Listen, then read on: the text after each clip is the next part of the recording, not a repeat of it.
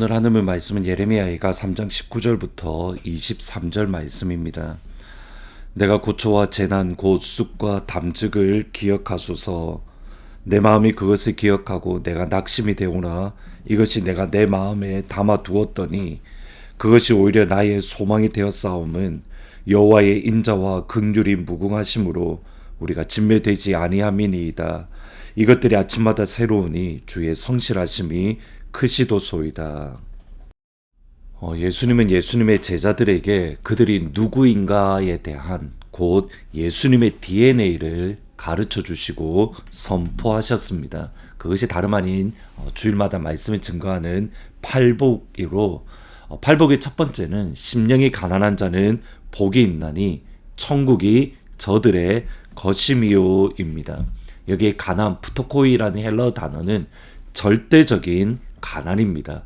구걸을 하지 않으면 하루를 살아갈 수 없는 그런 연약한 존재, 다른 사람의 도움이 없으면 살아갈 수 없는 절대적인 가난입니다. 예수님의 제자들의 첫 번째 DNA는 바로 영혼의 절대적인 가난입니다. 학자들에 따라서 조금씩은 다르지만 많은 학자들이 예수님이 이 팔복 가운데에 심령이 가난하다, 영혼의 절대적인 가난을 가장 먼저 이야기하신 이유가 있다라고 말을 합니다. 곧 우리 영혼이 아무것도 할 수 없다는 그 신앙을 고백할 때에 비로소 천국, 하나님의 백성이 될 수 있다는 것을 보여주기 위함입니다. 예수님 앞에서 나는 죄인입니다. 예수님 앞에서 내 안에 선한 것은 아무것도 없습니다. 이것을 고백하고 인정하고 따라서 주님 앞에 나아갈 때에 비로소 천국을 소유한 하나님의 백성 또는 하나님의 자녀가 될 수 있음을 가르쳐 주기 위한, 그러니까 하나님 나라에 들어가기 위해서는 나는 죄인입니다. 나는 아무것도 할 수 없습니다. 내 안에는 선한 것이 없습니다. 여기에 또 다른 오해가 있을 수 있습니다. 나는 할 수 없습니다. 나는 못합니다. 여기에서 끝나는 것은 심령이 가난한 자의 진정한 모습, 다시 말하면 예수님의 DNA가 결코 아닙니다. 오히려 나는 못합니다. 나는 할 수 없습니다. 여기에 멈추는 것은 마귀의 속삭임 또는 마귀의 거짓말입니다. 우리로 하여금 하나님의 자녀로 이 땅을 살아가지 못하게끔, 하나님의 사랑받는 자녀로 살아가지 못하고 낙심과 절망과 죄책감에 매여 살게끔 하는 것, 그것이 다름 아닌 마귀의 거짓말이기 때문입니다. 심령이 가난한 자는 천국을 소유하는 자리까지 나아갑니다. 이것이 오늘 예레미야의 모습입니다. 예레미야가는 예루살렘 성전이 무너지고 예루살렘이 파괴되고 불탄 것을 본 예레미야의 고백 또는 예레미야의 눈물입니다. 예레미야가 2장 11절에 보시면 내 눈이 눈물을 상하여 내 창자가 끊어지며 내 간이 땅에 쏟아졌으니 이는 딸 내 백성이 패망하여 어린 자녀와 젖먹는 아이들이 성읍 길거리에서 기절함이로다. 예레미야의 고통과 아픔이 얼마나 컸던지 눈물 때문에 내 눈이 상합니다. 내 창자가 끊어집니다 라고 말을 합니다. 여러분, 예레미야의 이 고백 아픔은 단순히 인간적인 아픔, 인간적인 고통이 아닙니다. 하나님의 마음으로 아파하고 하나님의 눈물로 눈물 흘렸다는 것을 뜻합니다. 예레미야는 이러한 고통 가운데에 하나님의 나라와 하나님의 백성의 어려움을 겪는 이 상황으로 그의 마음이 무너지고 낙심되었다라고 말을 합니다. 19절 20절에 보시면 내 고초와 재난 곧 쑥과 담즙을 기억하소서. 내 마음이 그것을 기억하고 내가 낙심이 되었습니다. 내가 낙심이 되었습니다. 여기에 정말 중요한 믿음의 교훈, 신앙의 교훈이 있습니다. 하나님의 사람인 예레미야도 고난과 고통과 괴로움으로 낙심할 수 있습니다. 마음의 무너짐을 경험할 수 있습니다. 이것은 어느 누구도 예외가 아닙니다. 믿음이 좋다는 것은 낙심하지 않는다는 것이 아닙니다. 우리의 믿음이 좋다는 것은 고민이 없고 괴로워하지 않는다, 그것을 뜻하지 않습니다. 고통의 시간이 지나면 똑같이 아파하고, 고난의 시간이 지나면 똑같이 눈물을 흘리고 낙심이 되고 디스커러지 되고 또 마음이 무너지기도 합니다. 예레미야도 낙심했고, 모세도 낙심했고, 엘리야도 낙심했고. 믿음이 있다, 신앙이 있다는, 우리가 예수를 믿는다는 것은 넘어지지 않는다는 뜻이 아닙니다. 넘어지지만 일어난다는 겁니다. 낙심되지만 소망을 품는다는 겁니다. 잠언 14장 16절에 보시면 의인은 7번 넘어져도 다시 일어나려니와 7번 넘어져도 8번 일어날 수 있다. 이것이 예레미야의 신앙입니다.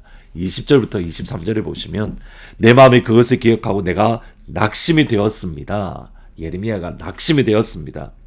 이것을 내 마음에 담아두었더니 그것이 오히려 나에게 소망이 되었으면, 낙심이 되었는데 내가 소망이 되었으면 여호와의 인자와 긍휼이 무궁하심으로 우리가 진멸되지 아니함이니이다. 이것이 아침마다 새로우니 주의 성실하심이 큽니다. 하나님의 사람은 낙심으로 끝나지 않습니다.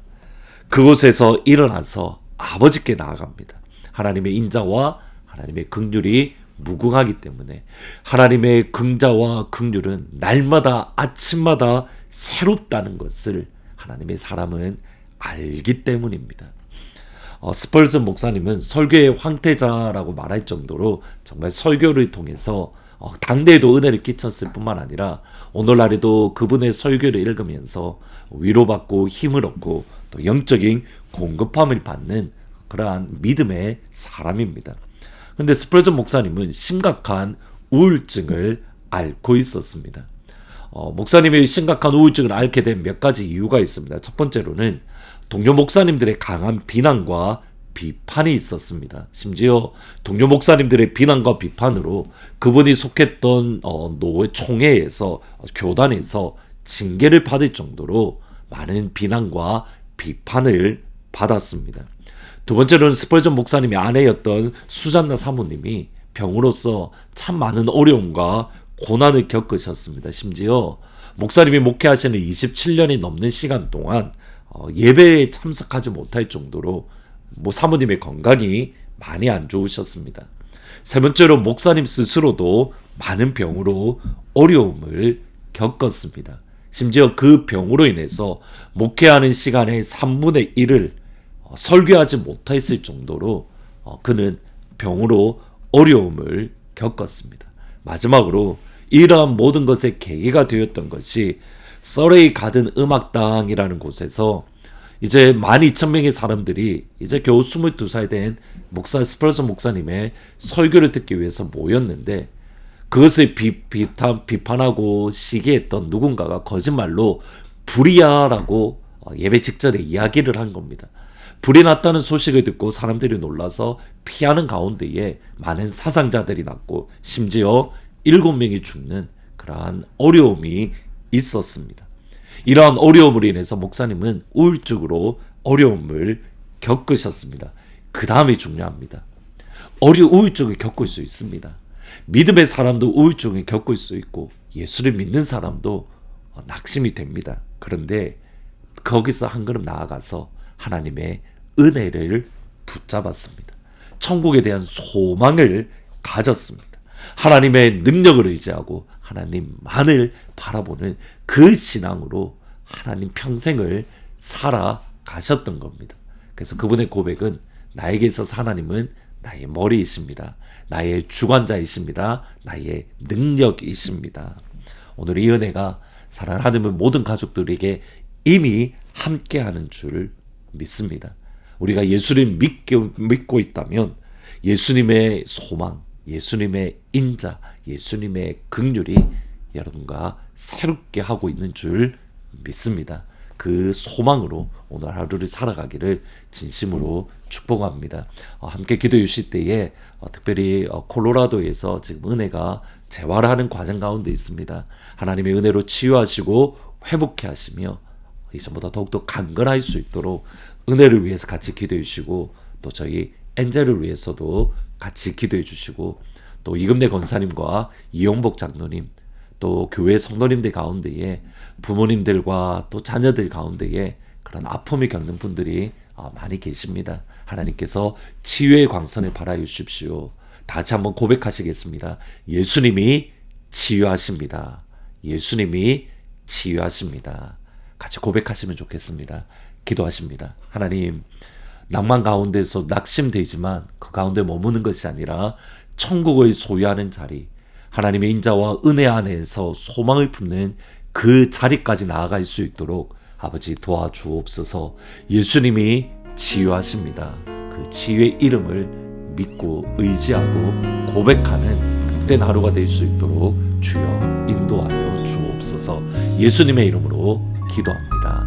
하늘을 보 겨를도 없이 정신없이 세상을 살다가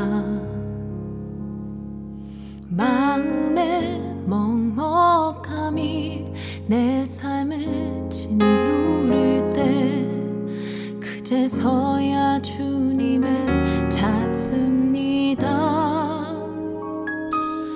행복을 느낄 겨를도 없이 분주하게 세상을 살다가